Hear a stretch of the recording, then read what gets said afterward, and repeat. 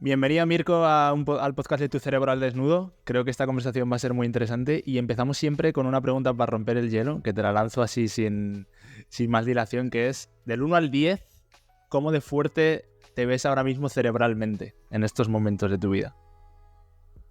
Opa, en este momento el tuyo, no sé, entre 2, 3, que estoy con especialistas, entonces imagino que el cerebro, Mira, interesante. esto podría terminar en 1, entonces prefiero arrancar desde el 3.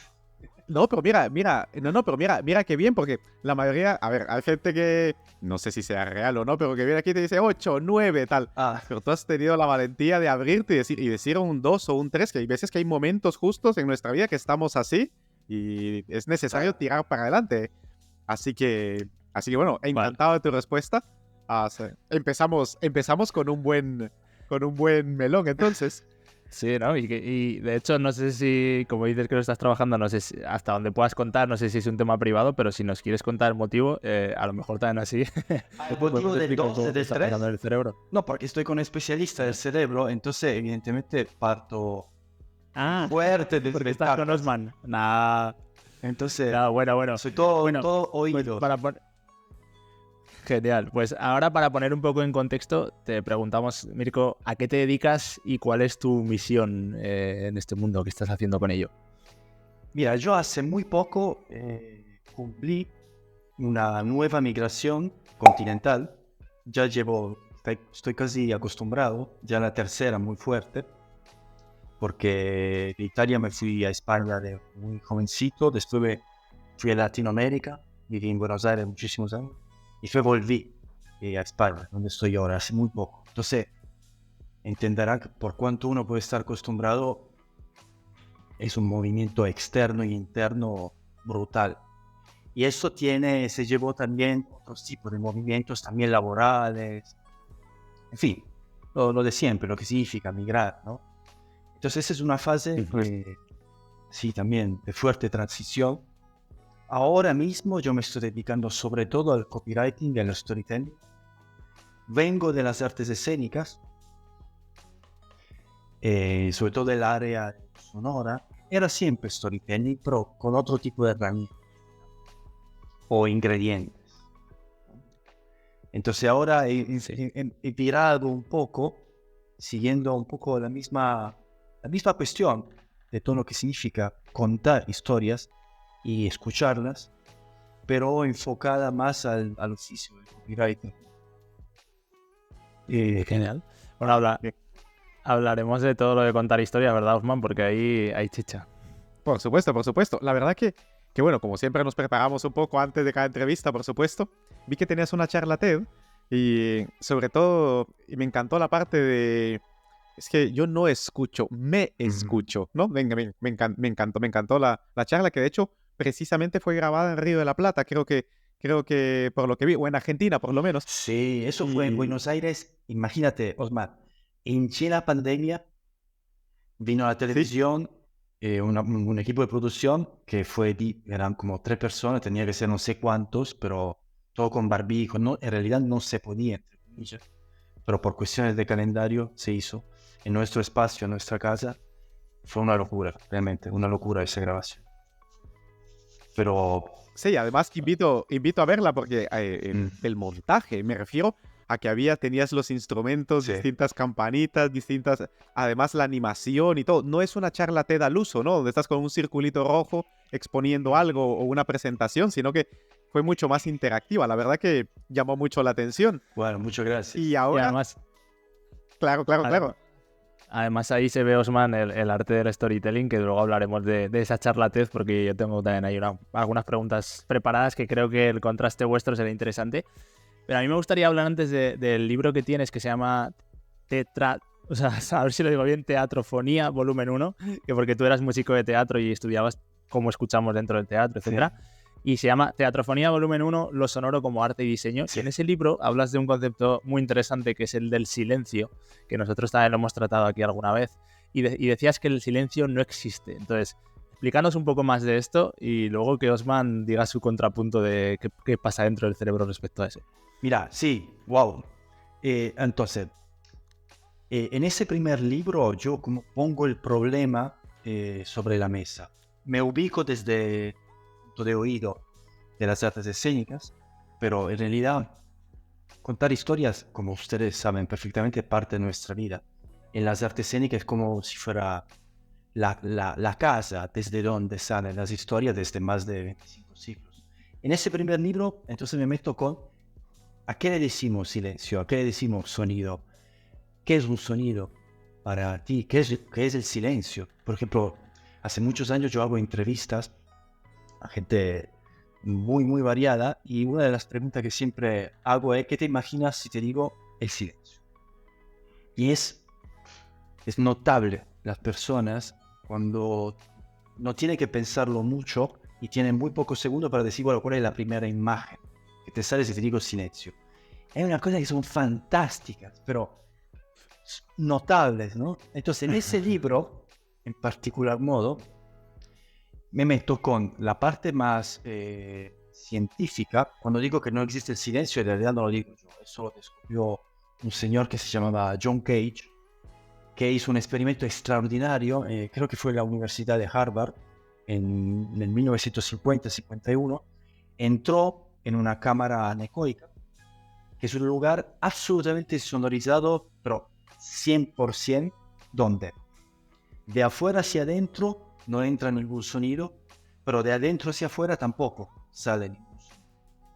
Entonces, John Cage era un compositor de música contemporánea y está investigando esto, ¿a qué le decimos silencio? De hecho, su obra está muy atravesada por todo eso. Su obra más famosa se llama 4 minutos y 33 segundos, que es una partitura donde no hay ninguna nota. Entonces, el intérprete tiene que estar 4 minutos y 33 segundos así, sin hacer nada. En realidad la obra es todo lo que suena en una sala de concierto mientras los músicos esperan. Esto era el chiste. Muy divertido si pensamos que fue de principio de los años 50. Hoy ya no es tan divertido, más bien otra cosa, pero bueno, no importa, hay que tomar esa calidad. Entonces, para hacerlo breve, capaz que alguien nos esté escuchando le interesa el tema, Cage sale de esa cámara anecoica y dice a los científicos que siguieron el experimento, ma yo he escuchado 2 sonidos. Es posible. Ma ¿cómo? Entonces hay una falla. No, los técnicos le dijeron, sí, obvio, por supuesto. ¿Cómo por supuesto? Uno decía, uno era muy agudo y uno muy grave. Claro, el sonido muy agudo era tu sistema nervioso funcionando. El sonido muy grave era tu circulación sanguínea funcionando. Entonces dice, entonces no existe el silencio. Cioè, la ciencia ya lo sabía. Los músicos contemporáneos no lo sabían, llegaron después. Cioè, no sabía que no existía el silencio, que es parte integrante como la materia prima de la música, ¿no? Entonces, en ese libro un poco arranco un poco por ahí para poner, como te decía, el problema sobre la mesa. Si comenzamos diciendo que no existe el silencio, bueno, tengo que replantear muchas cosas cuando decimos, no sé, yo necesito 2 días tranquilos de silencio. Como que entonces aparecen los ruidos también internos. Uno se puede ir al monte o donde quiera y de repente descubre que se llevó junto a él un ruido que no era de su ciudad, era suyo. Entonces probablemente el monte o donde sea, que sea también una playa, no te soluciona el problema. Por ahí era Claro. la cuestión. La verdad que aquí viene, creo que es importante para entrar de lleno a la parte de storytelling, ¿no? Y la interpretación, la científica por una parte y luego la artística, literaria de esa investigación, ¿no? En primer lugar, la definición de sonido, ¿no? Es decir, si tomamos la definición de sonido como una alteración de una onda a través del aire, que luego produce vibración en el tímpano, se transduce en un mensaje eléctrico, llega un órgano que lo interpreta, pues entonces a ese aspecto dentro de esa cámara, pues obviamente no va a haber un sonido externo y los sonidos internos, pues si nos movemos dentro se producirán, ¿no? Pero la cuestión filosófica creo que es más profunda. Lo primero es que uno de los métodos de tortura más crueles que hay es la ausencia de estímulos. De hecho, es el privar del estímulo del sonido, de la visión, del tacto, del contacto, a un ser humano, termina por derretir el cerebro, literalmente, ¿no? Porque es un órgano que ha evolucionado biológicamente para interactuar. Si no hay un estímulo sonoro, el cerebro no es que se lo invente, sino que sufre alucinaciones auditivas porque la corteza temporal encargada de interpretar el sonido cuando no tiene un estímulo que llegue a un umbral suficiente para producir descarga, los crea. Y creo que esta es la parte más importante a la hora de esta entrevista, de esta charla. Nuestro cerebro, ante la ausencia de estímulo externo de cualquier modalidad sensorial, no puede permanecer silente ante ello. Crea un estímulo, crea una realidad, crea el tacto, crea visiones, hay alucinaciones visuales, auditivas, táctiles, de todas las gustativas, olfativas, de toda la modalidad sensorial, en aquellas personas que están privadas de ese sentido en un primer lugar, ¿no? Entonces, en último término, se corresponde con la mejor evidencia científica disponible actual en que el cerebro crea la realidad a medida que la interpreta, ¿no? Y esto es importante tenerlo en consideración porque tiene, una serie de implicaciones brutales en el arte seguro y en el copywriting y en el storytelling también. Absolutamente. De hecho, si no recuerdo mal el dato, hasta el momento ningún ser humano sobrevivió los 45 minutos adentro de la cámara. Parece ser que es físicamente imposible estar más de esos minutos porque se empiezan a dar signos de desequilibrio total. En completa ausencia. La ausencia sensorial produce alucinaciones. Es decir, la realidad que nosotros ahora tomamos como la realidad que vivimos es una alucinación controlada, se llama. Es una de las teorías de conciencia de Anil Seth, un neurocientífico británico, y es dentro de todas las teorías como la que actualmente mayor evidencia tiene. Por ejemplo, básicamente lo que quiere decir es, nuestro cerebro llega a un consenso dentro de todos los estímulos que recibe, todos los que produce, los conecta a través de un guión narrativo interno, de allí la importancia del storytelling, y eso que muestra y eso que interpreta es su realidad, ¿no? Hay que entender de que el cerebro, cuando llega un estímulo visual, por lo menos no es que esté viendo de cero, sino que ya tiene una idea más o menos de lo que espera ver, y entonces, según el estímulo, si hay una coincidencia o no, entonces lo da como válido, como real, o lo da como inválido, como no real, ¿no? Entonces, es una especie de alucinación controlada. Cuando el umbral en el que más o menos la mayoría de nosotros interpreta como normal o real se sobrepasa, entonces es que hablamos de alucinación o pérdida de contacto con la realidad. En último término, es importante entender de que no, esta famosa frase, que no vemos el mundo como es, sino que como nosotros somos. Nuestro cerebro impone una plantilla a través de cómo juzgar el mundo, en los sonidos y en la narrativa principalmente. Absolutamente. Muy bien sintetizado. De hecho, me consta, Mirko, que tú también, el tema este de la realidad era una de las cosas que también has hablado mucho y lo hablabas desde el punto de vista de qué escuchamos, ¿no? Porque si la realidad no existe, como dice Osman, es al final algo que construimos. Tú como músico de teatro, que imagino que durante años has tenido que trabajar para entender o para diseñar qué es lo que iba a escuchar la gente que asistía a ese teatro, ¿cómo trabajabas esta realidad sabiendo que no existe? ¿Sabes? Que cada uno la construimos de una manera. Muy interesante la pregunta. Es muy curioso porque esa misma dificultad, esa dificultad es la misma que yo encuentro en el mundo del copywriting. Exactamente la misma. Cambia el ingrediente, pero es idéntica. ¿Por qué? Por la simple razón de que cuando tú diseñas, el obstáculo más grande soy yo mismo. No el objeto en sí, no el objetivo, no incluso los recursos o lo que esté dentro. El problema es no proyectarse en el suceso. Es muy, muy loco eso. Porque el objeto, en el caso de la música de teatro, por ejemplo, es la historia. Yo soy un servidor de la historia y más aún de la poética que el director o la directora eligió para contar esa historia. En ese preciso momento histórico, en ese teatro, con ese público, etcétera, etcétera, etcétera, etcétera.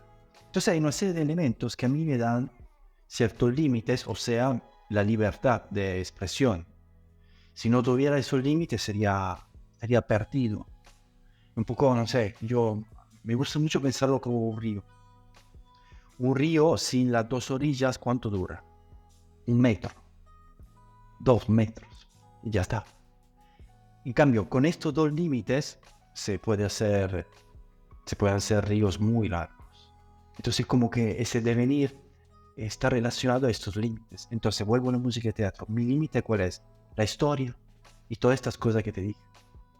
Entonces, ¿cuál es el obstáculo? Es si yo me proyecto con el me gusta, no me gusta, sí, no, todas cosas importantes, pero tremendamente volátiles. Depende de billones de factores. Yo a la mañana me despierto en un modo y me gusta, no sé, salado. Y a la noche capaz que me tuve un pésimo día y estoy a otro lado. Es decir, me gusta es muy débil como para construir una estética. En el copywriting funciona exactamente lo mismo.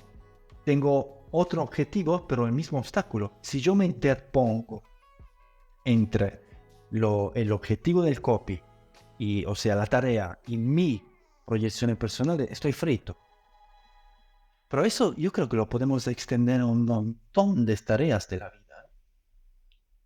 Lo difícil es justo eso. ¿Cómo hacer para no proyectar? A ver, no proyectar es imposible, porque estamos hechos de oposición. Es más, a ver, corrígeme, Osman, nosotros percibimos por oposición. Yo, por ejemplo, digo, hace calor porque conozco el frío, si no, no podría decir que hace calor. ¿No? Esta música me gusta porque conozco músicas que no me gustan. Si no, no podría decir esto me gusta. Entonces, al ser, digamos, hechos de materia enfadable, es imposible no proyectarse, pero sí podemos, más por lo menos yo creo que podemos tomar un poco de distancia de los eventos. Entonces, quien se ocupa de cuestiones de lenguaje, yo creo que le viene muy bien este tipo de técnica justamente para tomar cierta distancia y ver desde un poquito más lejos el cuadro. Si es muy muy cerca y vemos porciones. Entonces cuanto más lejos es, entonces más veo la general del cuadro. ¿Qué opinas, Lucas? Bueno, lo primero, recoge bueno, escuchemos mejor, pero verán. Bueno, yo creo que es importante ir aterrizando un poco las ideas para la gente que nos escucha. Y realmente lo que describes se puede ver desde distintas perspectivas que son distintos puntos de vista de un mismo fenómeno. Es decir, desde la perspectiva filosófica a la que haces referencia, evidentemente, la separación de lo que soy yo y de lo que no soy yo es lo que al final termina por definir los atributos que me doy a mí, ¿no? Entonces me separo del mundo y entonces pues ya me asigno una etiqueta, un nombre, etcétera, etcétera, ¿no? Lo que me gusta, lo que no me gusta, caliente, frío, etcétera. De hecho, los recién nacidos no tienen una capacidad de discernir en dónde terminan ellos y en dónde empieza el mundo, o al revés, en dónde termina el mundo exterior y en dónde empiezan ellos, ¿no? Incluso con su madre, para ellos su madre y él son uno solo, como lo fueron hasta el momento del parto, ¿no? Y luego la cognición va siendo lo suficientemente compleja para ir separando. Eso desde el punto de vista filosófico. Desde el punto de vista artístico, evidentemente hay algo que se llama suspensión de la incredulidad. Es decir, cuando presentamos una obra de teatro, cuando presentamos una imagen, contamos una historia, una película, lo que fuese, desde el punto de vista artístico lo que necesitamos es que la experiencia sea lo suficientemente inmersiva para que nuestro cerebro se convenza de que no es una mentira, que no es una obra, que no es un montaje, sino que es la realidad misma, ¿no? En el momento en el que se implica cognitivamente, pensamiento, afectivamente, emociones, volitivamente, las conductas que yo tomaría, reflexivamente, los pensamientos, las creencias y actitudes que yo tuviese, yo me meto dentro del personaje, vivo esa experiencia como que si fuese mía, ¿no? La famosa suspension of disbelief, ¿no? La suspensión de la incredulidad. Eso es desde el punto de vista artístico. Desde el punto de vista científico, los científicos tenemos que hacer todo lo contrario, porque tenemos que demostrar todo en tercera persona. Tenemos que poner aquello que se abstrae de la interpretación subjetiva humana en la medida de lo posible y nos fijamos en aquellos datos que son medibles y en las que todos nos podemos poner de acuerdo, ¿no? En la que la subjetividad tiene un menor impacto. Pero al final, bueno, y uno más, el empresarial, por ejemplo, Ignacio, con lo del diseño, y cada vez que creamos una estrategia para venderle algo a un cliente, la idea es que el cliente sienta ese producto y sienta eso como que si fuese suyo, ¿no? En último término, el storytelling, la narrativa, vista desde la perspectiva filosófica, desde la perspectiva humanista, desde la perspectiva científica, desde la perspectiva artística, empresarial, lo que persigue es darle significado y coherencia interna a lo que nuestro cerebro va produciendo y va sintiendo, ¿no?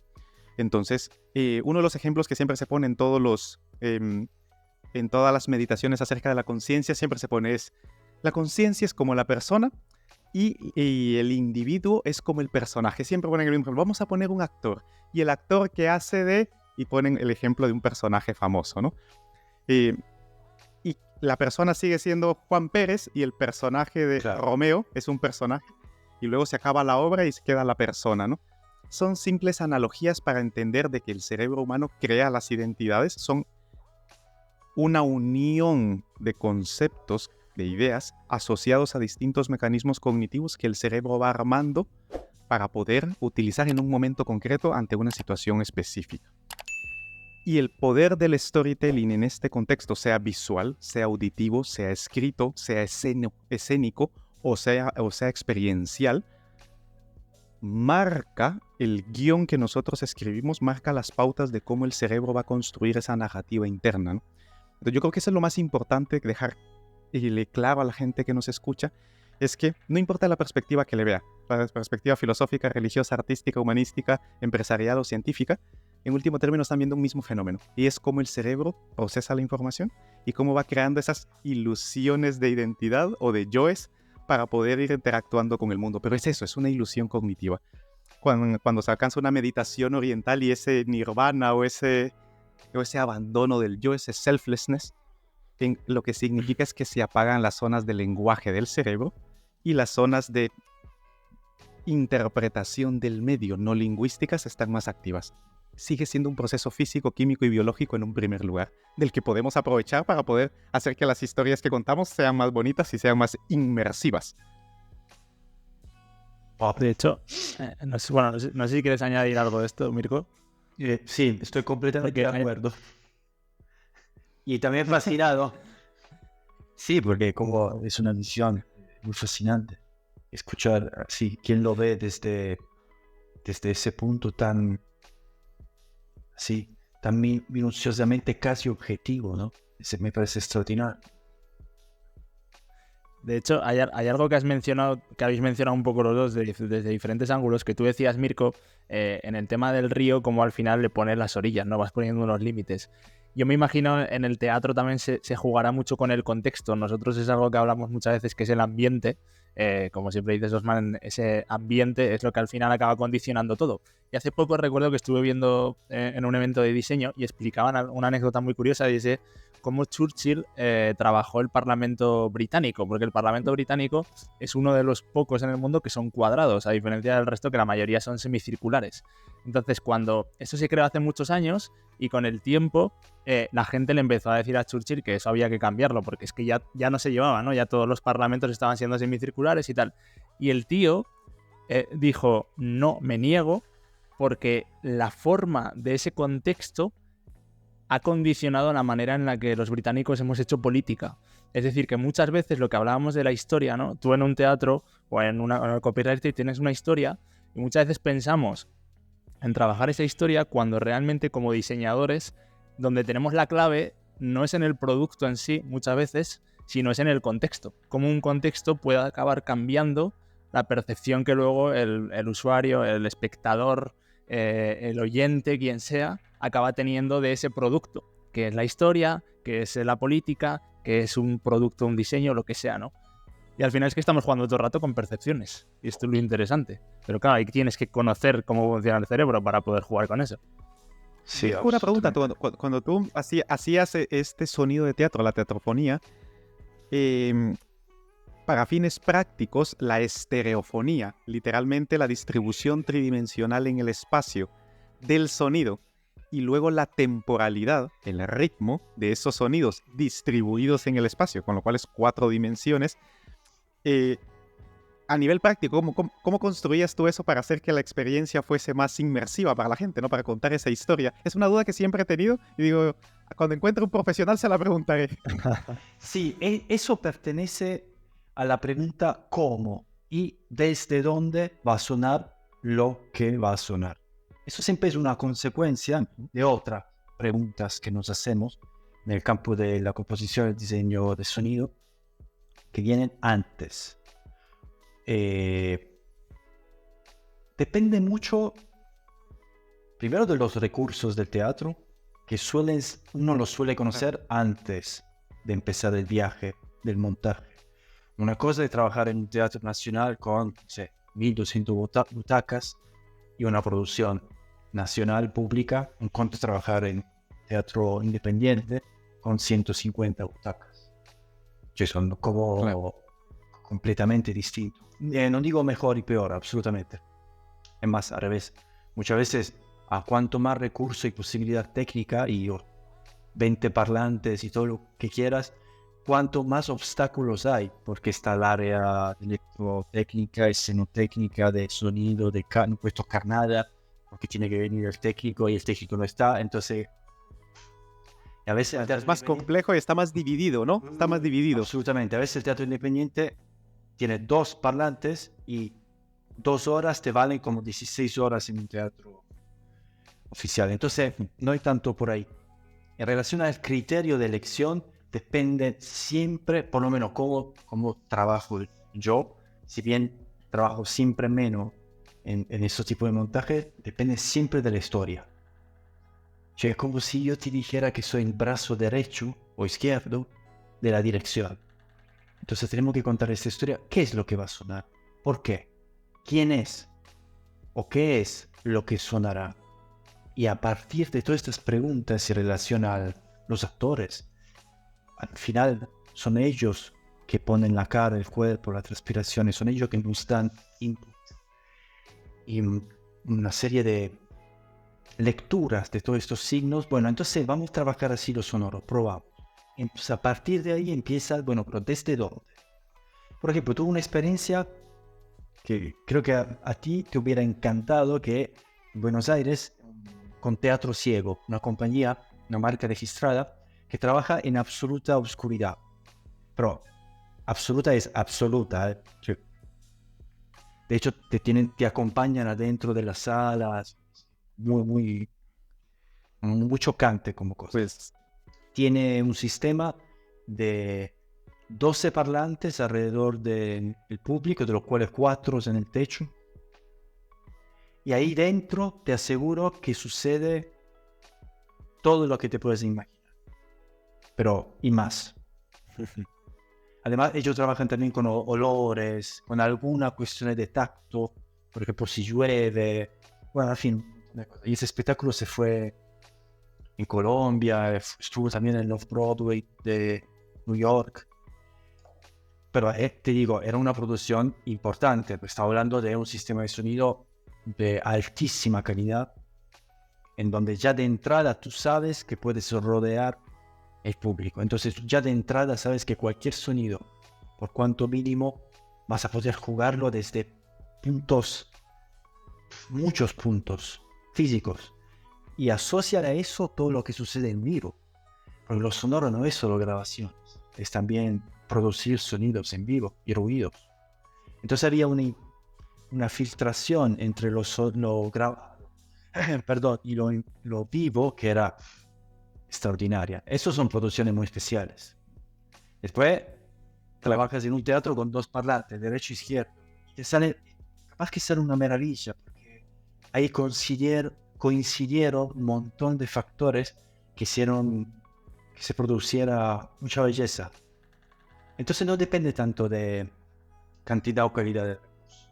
A veces esto que tú dices de la inmersión se puede lograr con un teléfono escondido en un lado de la sala, y suena en un momento determinado, con la tímbrica determinada, y todo el mundo se hace un viaje tremendo. ¿Y qué has usado? Un teléfono. Claro, si la estética Exacto. está al servicio de otra cosa. Sí, la verdad que aquí hay muchos conceptos que creo que a nuestra audiencia le vendrá muy bien organizarlos. Por ejemplo, respecto a cómo funciona el cerebro en estos contextos. No he estado en una experiencia así como la que me comentas, pero sí he estado comiendo en un restaurante ciego. Que te vendan, hay oscuridad absoluta y luego van y te sirven la comida y tú te ponen la mano ahí y tú lo pruebas y te tienes que fiar de lo que te están poniendo. Es comida saludable, ¿no? Y además Lopeta está aquí en Mallorca. Y es una experiencia alucinante, porque evidentemente si tienes ganas de ir al baño, pues te tienen que llevar a ver dónde está y tú vas y vas tocando las cosas y así llegas al baño. O sea, es decir, es una gran experiencia, porque incluye todos los sentidos a excepción de aquel en el que el cerebro ha invertido gran cantidad a lo largo de la evolución. Nuestro cerebro ha evolucionado en un contexto predominantemente visual. Todo está al servicio de la vista. Los sonidos, la velocidad de los sonidos la acomoda según lo que vemos. O sea, nuestro cerebro se ha acostumbrado a interpretar los sonidos.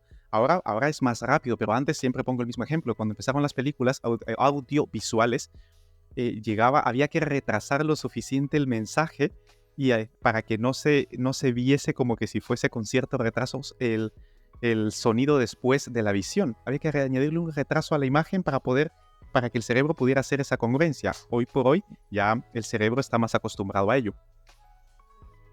En general, hay que tener en consideración de que en nuestro cerebro hay 3 aspectos fundamentales, biológicamente hablando, que siempre están en juego. La primera es que es predominantemente visual. Lo segundo es que nuestra cognición es gracias al movimiento. Nosotros pensamos como nos movemos. Por ejemplo, siempre y hasta las frases que utilizamos tienen una fisicalidad. Qué lejano estás, qué distante estás, qué frío te siento, qué día más cálido. Las situaciones, me pesa en el alma, ¿no? Es decir, qué persona más pesada, que así es. Bueno, es una conversación muy liviana, es muy fácil de llevar, no representa una carga, etc.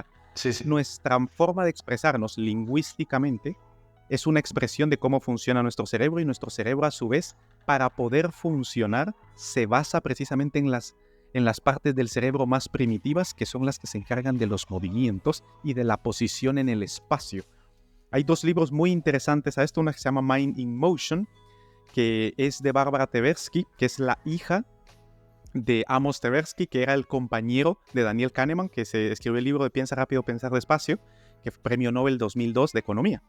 Entonces la hija de este Amos escribió este libro brutal. Y luego otro que se llama Brainscape, que habla de todos los mapas cerebrales que tenemos. Literalmente hay una distribución topográfica en el espacio, en los bienes raíces cerebrales, de cómo se interpretan los estímulos de cada modalidad sensorial. Hay mapas. Hay un mapa de todo el mapa visual, de todo el mapa auditivo, etcétera, etcétera. Y luego hay códigos. Hay códigos en el que nuestro cerebro va codificando la información desde el punto de vista geométrico, por una parte, y cronológico, es decir, temporal por la otra. Juega con esas 4 dimensiones y haciendo quizá un guiño al espacio-tiempo de Einstein. Nuestro cerebro realmente, nuestro hipocampo, por ejemplo, funciona así. Hace una geometrización del tiempo en su estructura y es la corteza prefrontal la que da la dirección del tiempo. Esto lo hemos hablado muchas veces en el podcast, que las memorias se guardan allí sin ningún orden y es la corteza prefrontal la que indexa esos recuerdos, y si les asigna la línea del pasado, entonces lo interpretamos como memoria, y si es algo que no ha sucedido, es una imaginación del futuro y se le asigna la temporalidad futura, entonces decimos es imaginación. La sensación de déjà vu o déjà vu, lo que sucede es una mal asignación de una imaginación en el que la corteza prefrontal le ha asignado la línea temporal hacia atrás. Entonces pensamos que ya sucedió cuando realmente es algo que no habíamos vivido antes, ¿no? Entonces, tener en cuenta que nuestro cerebro es predominantemente visual, incluso en las personas que nacen ciegas, también tienen una gran cantidad de cerebro que luego invierte en otras modalidades sensoriales, pero que terminan teniendo una representación visual del mundo que depende del movimiento. Esa es otra. Y la tercera es que tiene una distribución geométrica. Científicamente es topográfica. Hay una distribución topográfica. Tenemos mapas y códigos cerebrales para guardar la información. Y dependiendo de cómo estos se activen, eso es lo que da la experiencia y de allí la importancia.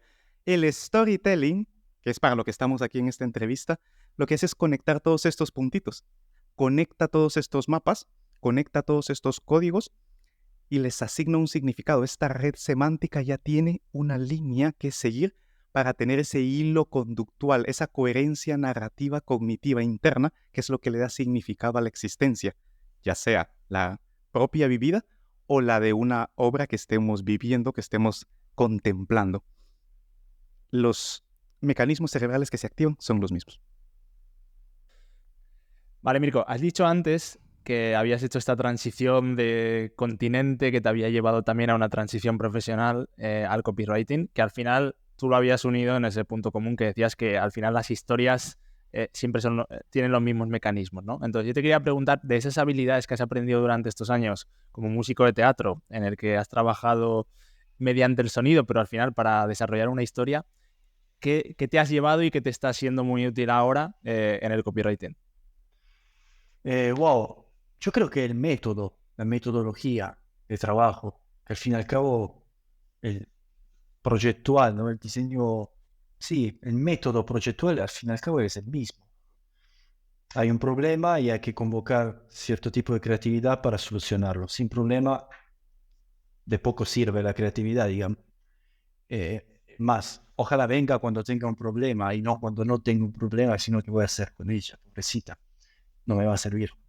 Entonces, eso es tremendo. Otra cosa, que eso es un poco lo paradójico de lo que me pasó, por lo menos por mí, que yo en realidad ya hacía copywriting, pero nadie me había dicho que se llamaba así. Pasó algo muy curioso, porque desde 2011, più o meno, empecé a mandar mails a mi lista de Gmail. ¿Se acuerda cuando ponías para quién o ocultos?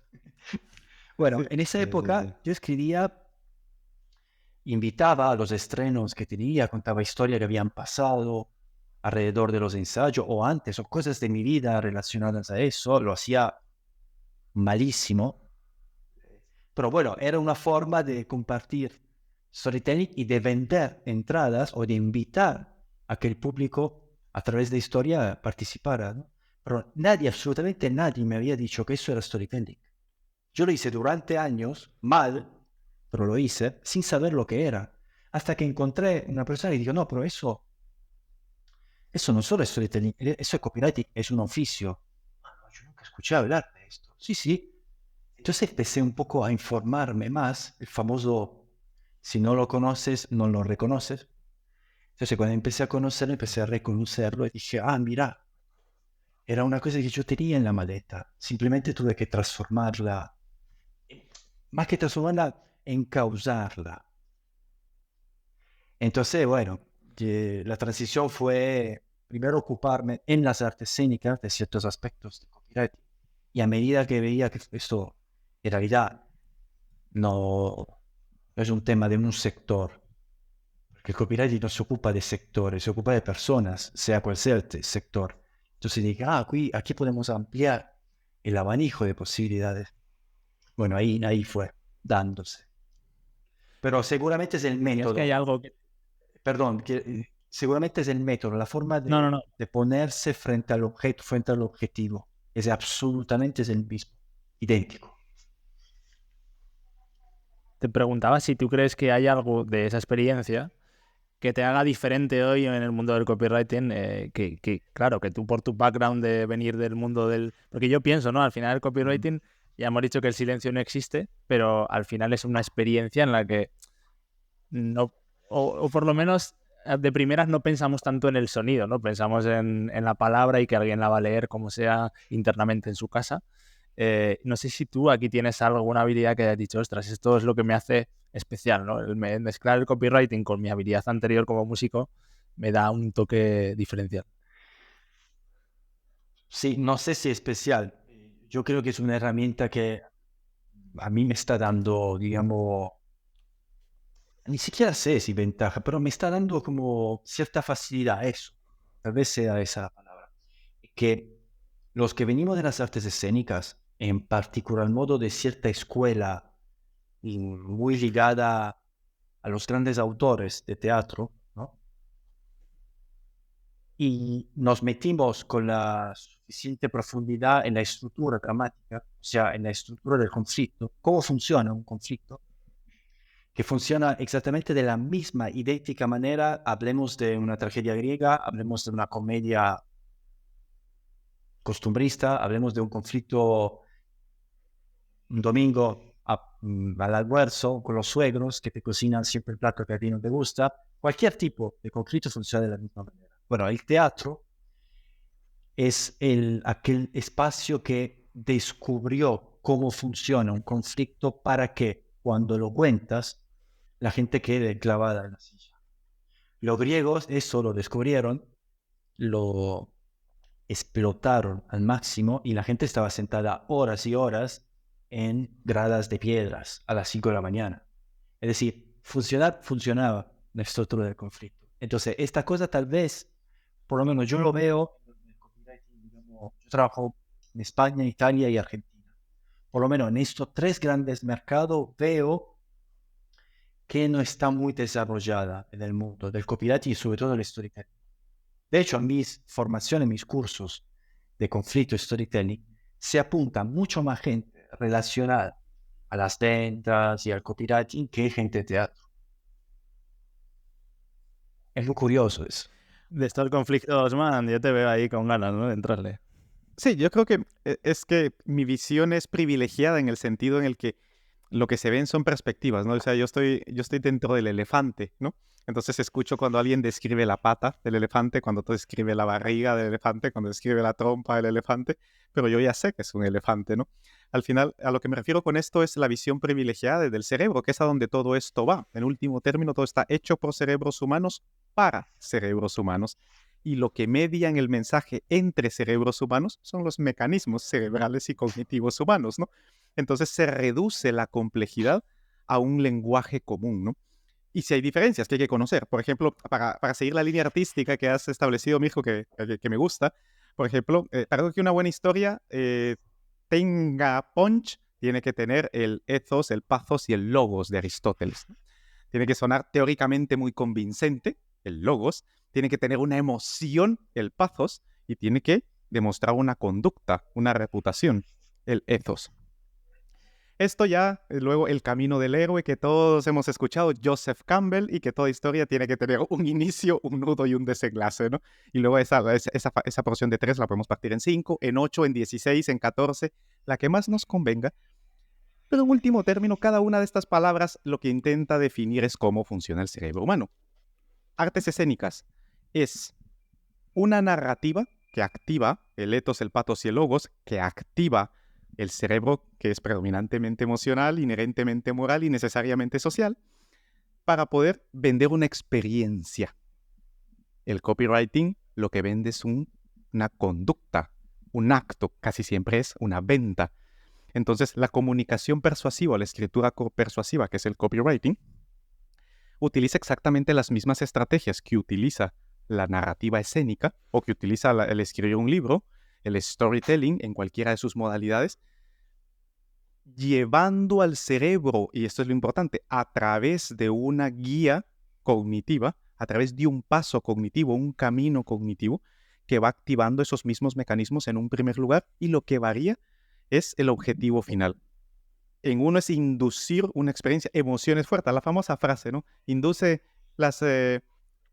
reacciones, las reacciones inducen emociones, las emociones inducen ventas, ¿no? Esa famosa frase, ¿no? Entonces en el copywriting se utiliza, por supuesto. Y luego lo que decía del sonido, aunque tengas un curso de lectura rápida, como es mi caso, y has logrado ya disminuir bastante ese ruido interno, cerebralmente nosotros tenemos una codificación fonética de lo que leemos.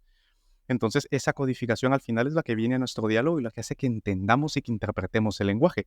Las habilidades musicales, es decir, la ritmicidad que se adquiere cuando se tiene conocimiento de música, se puede extrapolar a la ritmicidad con la que se escribe, porque va a ser la ritmicidad con la que va a sonar esos sonidos dentro del cerebro de la persona que lee. De allí que músicos o gente que conoce de sonido y además son escritores, puede ser que de forma inadvertida para ellos tengan una mejor capacidad de hacer entender su mensaje. Ignacio, a ti te gusta mucho la música, por ejemplo, y por eso eres tan buen copywriter, porque tú de forma inconsciente y natural yo leo los correos que tú escribes, el ritmo, los golpes, los tiempos, es algo que tú haces de forma inadvertida, pero la musicalidad está ahí implícita. ¿Por qué? Porque el cerebro humano codifica el lenguaje escrito a través de una transducción fonológica. Entonces, el ritmo importa. Yo estoy escuchando mi propia voz cuando leo el mensaje, o si me imagino que lo ha escrito Ignacio, me imagino la voz de Ignacio y la estoy escuchando. Y si escuchamos Claro. el WhatsApp de nuestra novia, de nuestra pareja o lo que sea, lo que suena en nuestra cabeza es Sí. la voz de la persona. Y entonces, sabiendo eso, sabemos que al final el cerebro reduce toda esa complejidad de la experiencia a sensaciones, la interpretación que hace de ella, percepciones a través de las emociones que evocan para una conducta, que puede ser disfrutar de una experiencia o comprar un producto. Bueno, nos gustaría, Mirko, hasta ahora hemos estado tirando nosotros preguntas, pero para ir acabando, siempre nos gusta decirle al invitado que, aprovechando que Osman te puede desnudar un poco tu cerebro, que le preguntes lo que quieras, ¿no? Entonces yo te diría, ¿qué cosa te gustaría saber sobre tu propio cerebro, el de Mirko, que si supieras dirías, ostras, esto podría tener un gran impacto en mi trabajo, en mi vida, en lo que sea? Sí, absolutamente, sí. A ver, sí, hay algo muy, muy del presente. A ver si logro explicarlo. O que sea claro. Yo te decía que muy jovencito me fui de Italia, donde nací y me formé hasta los 19 años, y empecé a divagar por Europa. Viví en España, Francia, en Dinamarca, pero tenía mi base en Granada. Es un poco loco eso, pero yo en esa época, fueron casi 10 años, viví proyectado en el futuro. Es como si los experimentos que yo hice en esa década, es como si yo lo hiciera especulando que en un futuro iba a pasar algo con estos experimentos. Después, la otra etapa, cuando me fui a Buenos Aires, ahí estuve 13 años y recogí todos los frutos de esta década, pero lo que sucedió en Buenos Aires, que yo tuve la sensación de vivir mirando al pasado, porque trabajé con grandes maestros de escuela así importantes, ¿no? Trabajé, no solo estudié, trabajé y estudié con maestros, en fin, empecé a relacionarme con el pasado, con lo histórico, con el valor que tenía cierta tradición. Entonces, de alguna manera, estaba proyectado, los grandes autores, todo eso. Entonces, fueron 13 años donde de alguna manera yo me ocupé mucho del pasado, incluso en mi oficio. Ahora resulta que en esta nueva etapa, nos mudamos a Madrid, es muy curioso porque yo tengo la sensación de estar viviendo el presente. Es una sensación completamente nueva para mí, pero realmente es muy novedosa. No sé, ¿esto qué es, Osman? ¿Qué es lo que ¿Es así? ¿Es lo que estoy diciendo? ¿O de qué manera esto yo lo puedo, digamos, aprovechar? Entender. No, claro, claro, claro. Resumiré todo tu historia, que es muy interesante, y gracias por compartirla, lo primero, en una sola palabra: madurez. Te explico. No desde el punto de vista psicológico ni filosófico, sino que desde el punto de vista cognitivo. Desde el punto de vista cognitivo, es una frase que he ido construyendo a medida que te he escuchado, que refleja cómo funciona el cerebro en realidad. El joven proyecta su ignorancia hacia el futuro. Por eso tiene escenarios tan ilusos y tan bonitos, y todo es sunshines and rainbows, o puede ser igual de destructivo y catastrófico. Las más grandes extremos de euforia y de catástrofe se sienten en la adolescencia, en la primera juventud, porque proyectamos nuestra ignorancia de cómo funciona el mundo. No tenemos ni puta idea de cómo funciona. Y es principalmente nuestro sistema límbico lo que está proyectándose. En la adultez vivimos cargados de pasado porque somos más conscientes. ¿Qué es lo que pasa? Ya está madurada toda nuestra corteza prefrontal y ya le asigna la temporalidad mejor a los eventos.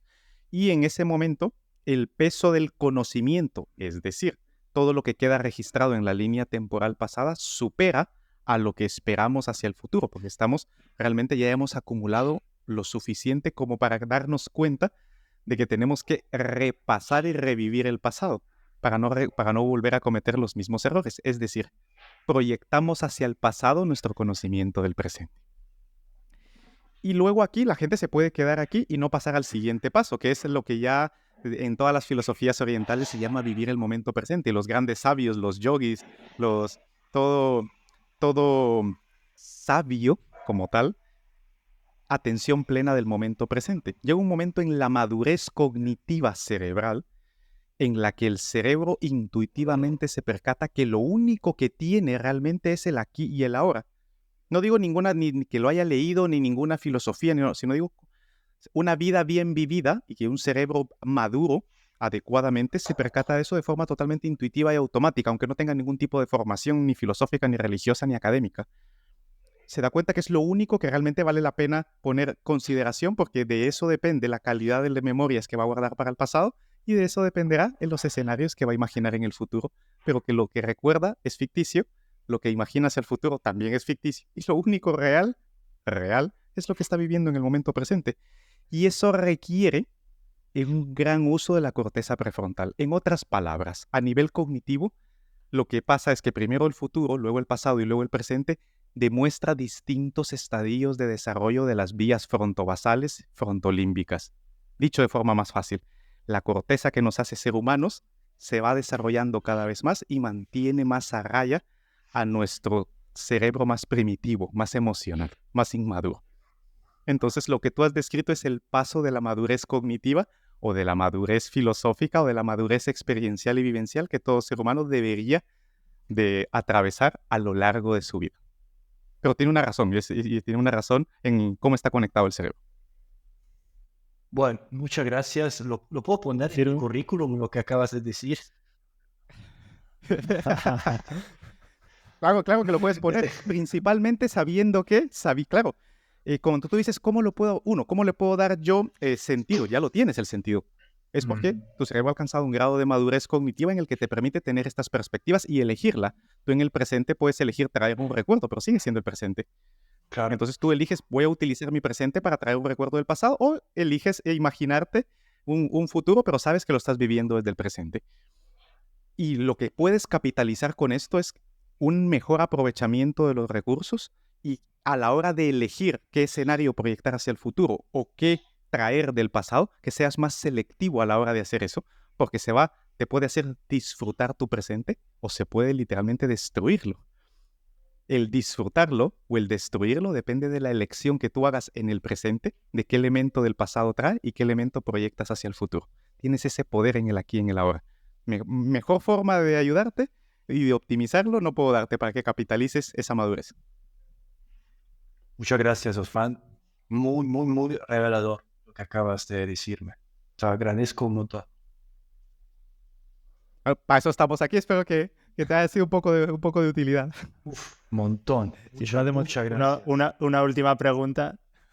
La última pregunta que solemos hacer, Osman, no sé si ya sería romperle demasiado los esquemas a Mirko, la del miedo. Hombre, claro, si esto es marca registrada de la casa.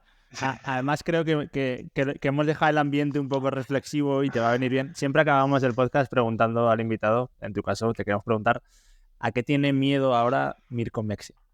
Hoy, aquí, ahora. A ver. Así, en frío, tantas cosas. Pero lo primero que, el miedo más grande, que digas, guau. Mira, lo primero que pensé fue que cuando se termine esto, esta oportunidad que me dieron, esta vida, y en lo que siga, yo tengo miedo de decir, no estuve bien. Esto es lo primero que primero que me imaginé. ¿Sí? Tendría mucho miedo de decir, hostia, no estuve bien en esta ocasión.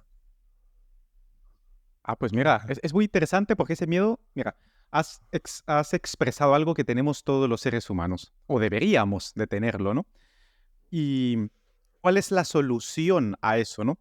Cuando tu grado de madurez cerebral o psicológica, da igual, no te permite ni siquiera hacerte esta pregunta, no pasa nada porque ni siquiera te la haces, con lo cual ni te enteras de que la tienes.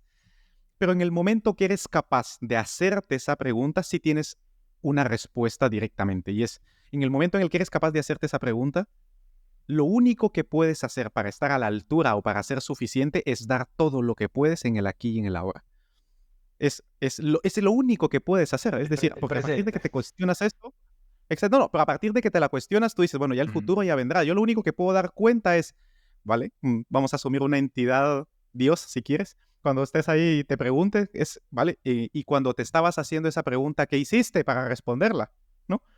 Entonces, y tú dices, pues con tu conducta y con lo que hagas, dices, la he respondido en cada momento de mi vida de la mejor forma posible. Cada vez que me acuerdo, cada vez que me doy cuenta de ella, responderla de la mejor forma. Si hay un atajo para sintetizar lo del cerebro injodible que nosotros hablamos en nuestro proyecto, es eso. Es cada vez que te des cuenta de qué es lo mejor que puedes hacer, pues hazlo. Siente, piensa, actúa y reflexiona de la mejor forma que puedas en el aquí y en el ahora, porque es lo único que tienes. ¿Te sirve? Bueno.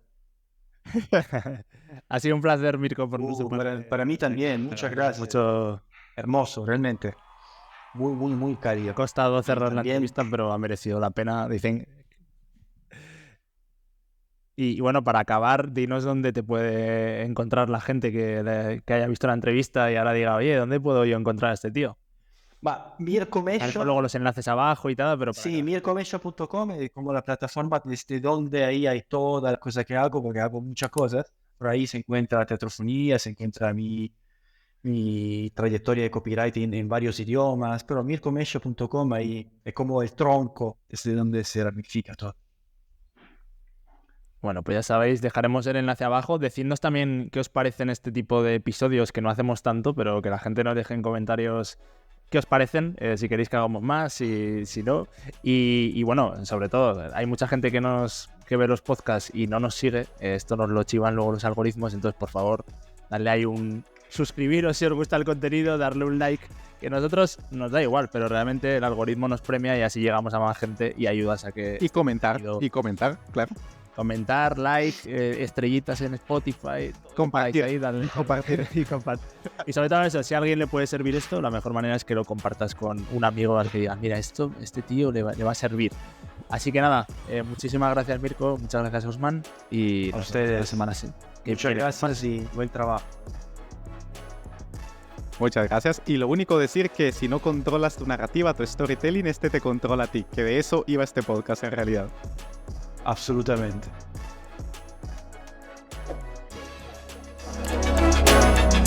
¿Te ha gustado este podcast? Compártelo, igual puedes ayudar a alguien. Y para dar el siguiente paso, suscríbete a nuestra lista de correo en tucerebroaldesnudo.com. Recuerda, si no controlas tu cerebro, te controla a ti.